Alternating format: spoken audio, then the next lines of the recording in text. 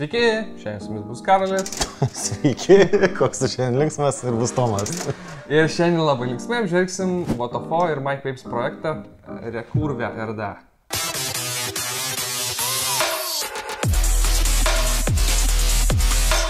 Skaitiklį gaunam tokioj dėžutėj.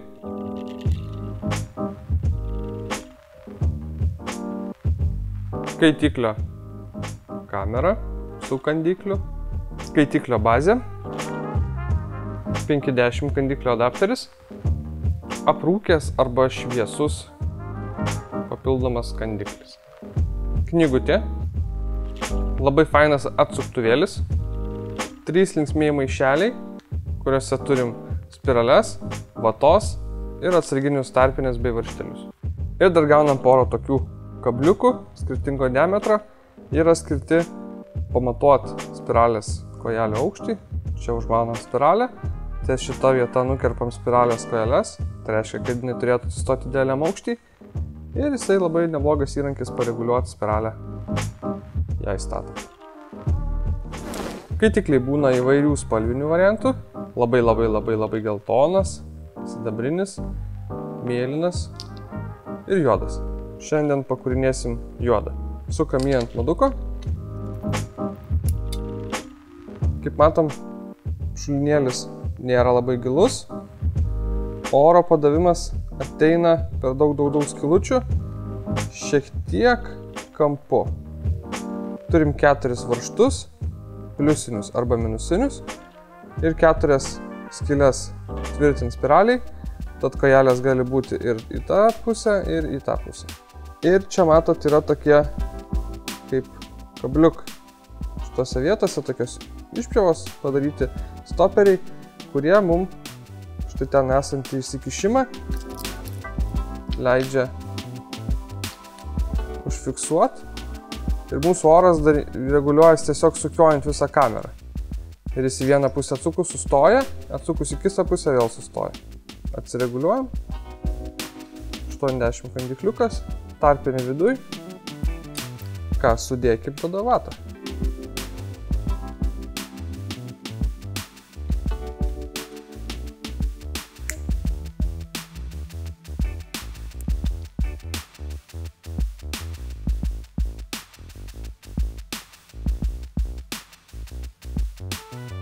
Šiandien naudosim Heroes Schwarzwaperį. Ir galim skysčiu arba drėkint iš viršaus, arba galima dar pažiūrėti, kaip ir sponkinasi šitas skaitikliukas. Kaip matom, dėka naujos oro padavimo tokios sistemos, skystis užkyla. Apsemia skysčio skylutes, bet lauk neišbėga.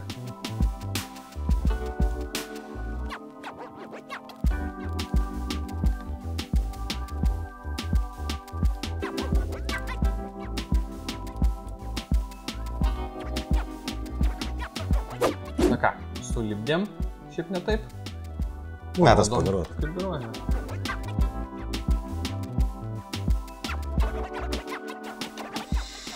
Pas mane gavosi, kur matė tas spiralytė, 0,62 ohmo.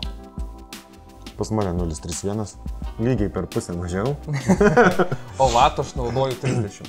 Aš nuo 38, 35 iki 42. Aš apie 30. Man geriausia. Nu ką, priklaudinom čia su 42 man netgi geriau. Galim bet žiūrėkam, taip, toks mažiukas taip privarėm. Na, ką tada, manau, galim aptart skaitiklio minusus. Arba naujo minusus. Iš pradžių minusus. Pirmas dalykas, kad man, iš tų minusų, man nelabai patiko jo kandiklis, tas platus. Kad pas Karolį.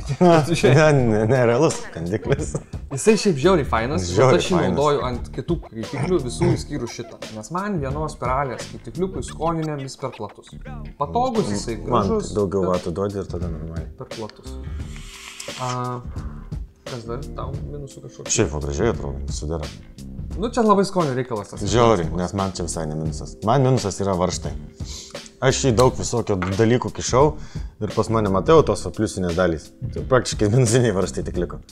Ir skaičiau jau dėjau į kitas skyles, bet nu, nėra patys tvirčiausi ir geriausi laikantis. Nežinau, aš su varžtų problema dėl nusidėvėjimo nesusidūriau, bet pas mane buvo problema tokia, kad mano kanda varžtų vėlą, jeigu labai pervė. Jeigu jau taip stipriai užverži, nes man buvo biškai taip varžalik norėjau šokinėti, aš priveržinėjau, iš vis kažkokia nesąmonė prasidėjo. Tai paskui taip spiralę pajudinau ir žiūriu, kad nebėra vienas. Vieną irgi buvau nusnepinęs netyčia. Tai taip jau labai su veržimu neįsijauskit.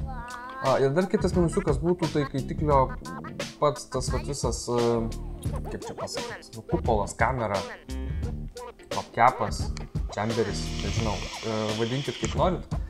Žiauriai storas. Jis leidžia, aišku, kaitiklį vienos spiralės padaryti su 24 mm diametru ir netokia baisiai didelė ta kamera, bet jisai labai įkaitęs, ilgai neatvėsta. Jo, tas ir tikrai. įkaista tai jis baisiai. Su bet kokia rimtesnė spiralė, jeigu ten, sakykime, esat nusiteikę pavaryti 500 W su šito, pamirškit. Žiemą gal bus malonu pasišildyti lūpas, vasarą. Aš reiktų dėti tokią spiralę, stagerį blioviau, o galvoju, važiuoju. Kur tau? 30 W duodi, ten 16 W. Ten taip jau atsargiai labai. Net šiaip reiktų iki kokių, iki Cam 5, o šiaip nedaugiau. Net Cam 5 realiai būtų, gali būti, kad bus per kaitru irgi kaisė, jeigu čia inveipinsit ilgai. Ne, tai nuo spiralių priklauso, kad taip, jis jau neskirtas tikrai ten kažkokie monstriškai dideliem bildam, kurie galbūt ir telpa, bet jeigu jie kaip ir per daug kaitros duoda, kais paprasčiausiai chamberis. Aišku, kažkokį ten didžiulį kandiklį įsidėjus, neatsisto gamyklinį, man vis tiek šiek tiek to karščio buvo per daug, tai toks tikrai nesu. Tau dar? Dar, žinau, 3 minusą panašiau. Tai kol tu pagalvosi, vietą mąstytojas, aš tada pasakysiu, kad man, pavyzdžiui, kai tik šitas skirtas yra grinai sklonkinimui. Ir man minusas tas, kad pas jį realiai čenelio jokio skysčio šulinėlio nėra. Matėt, iš arti kaip rodžiau, ten tik tai tokie truputukai išskaptavimai palikti ir skysčio realiai netelpa. Sklonkint, kaip ir normaliai. Bet dripint, tai užsidripini 3-4 zateškės ir vėl reikia dripinti. Sklonkint irgi reikia, gana dažnai neprisklonkinti ilgam. Aš atskaityk, žiūrėk, pradėjom video ir buvo ta šlapia. Jau reikia vėl sklonkinti. Kiek čia įtraukimų? 10. Tikrai nėra iš tų, kur laikys ten belenkiek privarysi, bet ir kaitikliukas mažiukas, tai nėra ko norėti. Tik tai, kad sklonkinimui užtenka spustel buteliuką, o dripinimui reikia įstraukti, biškį pavaryti, tada užsuk, pasidėti, tada vėl po kelių patraukimų tą patį kartoti. Tai dripinimui čia ne bonza ir ne dropas tikrai. Ne, tikrai daug geresnių kaitiklių yra dripinimui.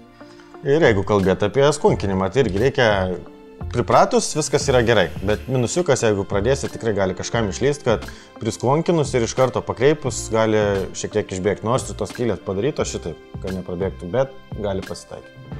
Ir jeigu taip jau, sakykime, dosniai spustelėsit tą buteliuką, kad jau taip jau apsemtų ten viską normaliai, jau kad čiut net bėgimo ribos būtų.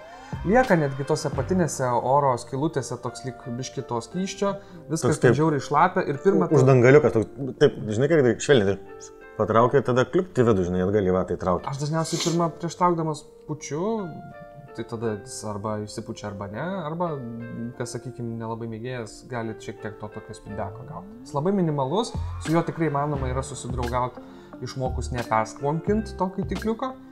Taip, mano, pavyzdžiui, rekomendacijos būtų, kas norit nepersklonkint, tai aišku, sklonkint ne ilgais, o trumpesniais paspaudimais, kokius 3 kartus galit paspausti švelniai ir viskas.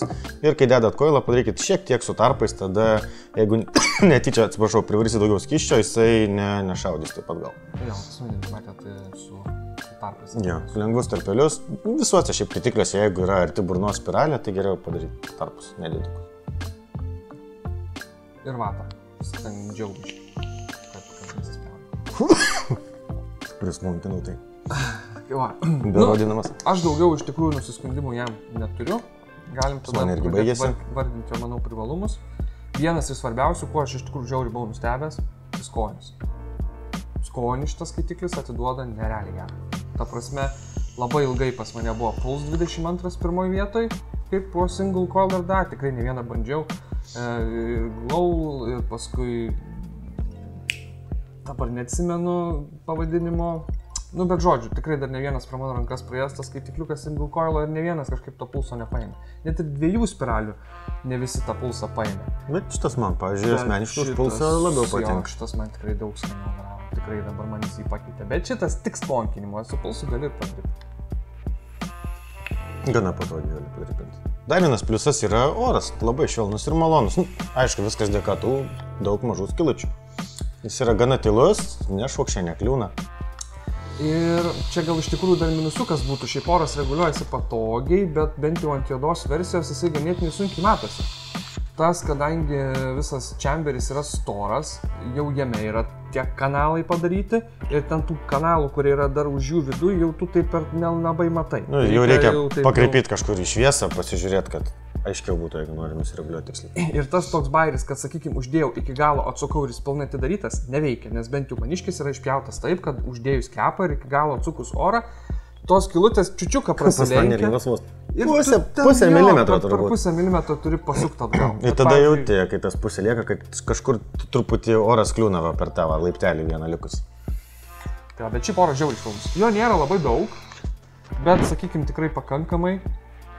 Ir jisai tylus visom padėtim. Čia mes dabar galime pilnai atidarytą, aš tik pilnai atidaryti ir naudoju. Na dabar pasidariau, kad būtų atidarytos 4. Man irgi, pavyzdžiui, aš daugumą kaitiklių gairinu prisukę šiek tiek orą.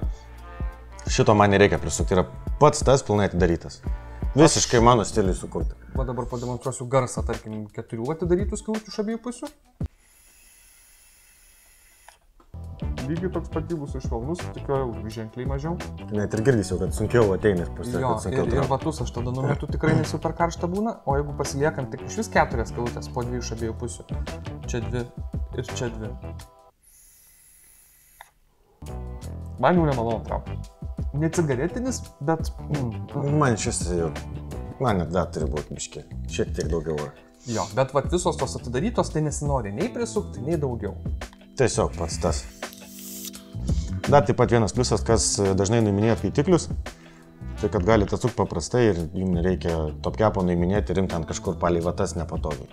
Man tas labai patinka. Aplamai konstrukcija jo yra ganėtinai, sakykime, tikrai labai paprasta. Topkepas ir bazė. Viskas.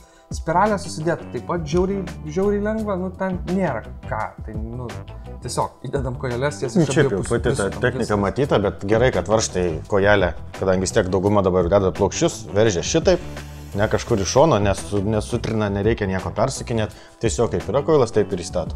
Jo, ir skylutės padarytos vienai spiraliai 4. Iš esmės čia galima net 2 koilus bandyti dėti, bet jau tada tikrai bus per karštą. Jo, bus. Bet vienai spiraliai tai gali dėti ir kad kojelės būtų, sakykime, ir taip. Ta prasme nėra skirtumo, į kurią pusę vyniotas koilas, jis ir taip įsidės. Tai tikrai irgi yra privalumas bet kokia atveju. Tas pats dekas dengtas tuo... Kaip ten jis dabar neatsimenu. Toks Digiflavor mėgsta šitą naudoti. Jo, tokia užtuštų tuo dalyku kažkokio. Nei pliusas, nei minusas. Jis tiesiog toks. Nežinau, aš jo nematau, jis man netrukdo, bet jeigu jis būtų tiesiog visas stainless steel'o, man gal labiau patiktų. Bet čia vėl subjektyvu. Dar iš tų pliusų tai be abejo yra tai, kad, sakykime, nors tas šulinėlis nėra gilus, bet prisklonkint mes galim bičiutinę sklidiną, kai tikrai jisai nebėga. Pravirkdyti tikrai ganėtinai sunku, jeigu taip jau atvirai. Aišku, jeigu ten jau užliksite buteliuką, ant jo atsisėsit, tai aišku, jisai nėra visiškai sandarus, per kažkur tas skystis ištekės, bet skystis per vatą lipa per šoną lauk prieš pradėdamas tekėti pro oro padavimą, tai tikrai gerai. Kandikliai be abejo, sakykime, nors man galbūt dydis vienai spiraliai nepatiko, bet šiaip fainai gaunam komplektą 2 ir dar adapterį 510 kandiklių. Taip, kam patinka spalvoti, gauna spalvotą, kam nemėgstat spalvotų, gauna tokį paprastą, šiaip žiauriai patogus, malonus kandikliai yra. Ir pati komplektacija yra didžiulis pliusas, nes realiai nusipirkę kaitiklį iš karto turit modą ir iš karto galite naudotis. Viskas yra komplekte. Yra vatos, yra koilų, yra atsuktuvas, yra įrankis, kur pasireguliuoti, įsikiš, viską turi. Tik skysčio dar. Viskas. Ir rankų susidėti viską. Ir žiauriai paprasta. Ir tas atsuktuvėlis komplekte, man taip žiauriai patinka. Patys koilai, kurie yra komplekte, yra tikrai geri. Jo, skaniai garuoja, gausiai garuoja ir ant mechaninio su jais galima naudoti varžavių, nes įgauna žiauriai maža ir jie ganėtinai greit kaista, kadangi ten yra nichromas ir nemažai apijų. Tai kas nichromo nelabai mėgstat, tai gal ne, galite kažką kitą įsidėti, bet kam sakykim, tai ne problema, tai tikrai ant mechaninio moduko galite parsinti koilą panaudoti. Ir aišku, lygiai taip pat tuos originalius koilus irgi rekomenduoju šiek tiek padaryti tarpelius. Tai čia pagal save, jeigu norit gal daugiau kaitros biškių, nusisukot vieną apie praplečiat, kad žemesnė varža gal. Čia kiekvienam savo, taip sakant. Bet šiaip jo, komplekte viskas yra, viską galima naudoti. Skonis geras, oras stilus, garo nemažai, atrodo jisai, sakykime, šiaip visai įdomiai. Man nei gražus, nei negražus. Man tai toks kitoks. Kitoks, jo. Šiaip nėra, kad būtų kažkoks tai. Tikrai, jo, nebiurus ir nešlysus ir ne kažkoks apragražuolis. Aišku, labai subjektyvų, kažkam tos formos gali iš vis nepatikti. Spalvų vėlgi visokiausių. Čia mes parodėm jų 4, man atrodo, gal net daugiau būna, bet... Dar daugiau, turbūt yra rainbow ir taip toliau. Ir galvoja ten tų spalvų, kur ten visokių, kai ten daugiau būna spalvų, negu kad nežinau, negu kad Watson naudoja. Kam patinka yra radžio auksinė? Tikrai gali naudoti. Taip, 24 mm diametras. Vėl daug kas labai, sakykime, norėtų to single color DA, bet nepatinka, nes tie kaitikliukai dažniausiai būna 22 mm ir jie ant didesnių modukų atrodo kvailai. Pavyzdžiui, ant to paties mūsų 22 mm susisukus lieka tokia didelė ganėtinai ta. Jis pranyksta paprasčiausiai. Jo, šitas jis visur sueina žiauriai gražiai. Žiauriai gražiai, vieno koilo, ta kamera gaunasi nedidelė, skonis sakykime. Ekonomiškai, tarp kitko, labai garuoja su šito pulsu ir su ta raudona Sanyo NC20700B baterija, kaip teisingai pasakiau pavadinimą. Ten apie 4000 mAh yra. Ir su šito kaitikliuku, naudojant apie 29-30 W, su šito 0,6 koilu, aš įveikiu beveik 3 buteliukus. Tai tikrai daug. Tai man dienai daugiau negu gana. Tai, sakykime, variantas. Tai va, tam kartui tada manau, kad tiek, kas ieško kažko ekonomiško, skanaus ir paprasto. Vieno koilo, tai tikrai rekomenduojam pabandyti. Ir be abejo, prisijunkite mūsų Facebook'e, pafollowinkite Instagram'e, paspauskite prenumeratos burbuliuką ir skambaliuką, jeigu video patiko, paspauskite, kad patiko, jeigu ne, tai tada... Nieko nespauskite. Ačiū, kad žiūrėjot, gerą. Iki.